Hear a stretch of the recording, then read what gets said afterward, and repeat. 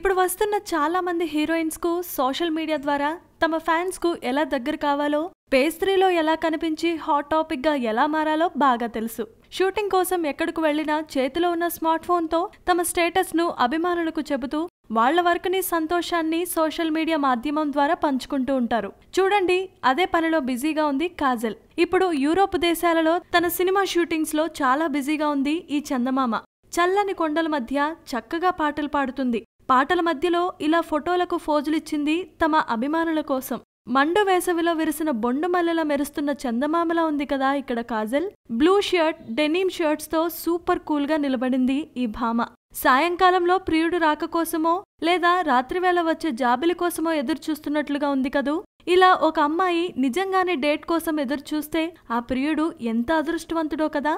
కాజల్ అగర్వాల్ ఇప్పుడు తమిళ super stars అయిన విజయ్, అజిత్ సినిమాలతో బిజీగా ఉంది.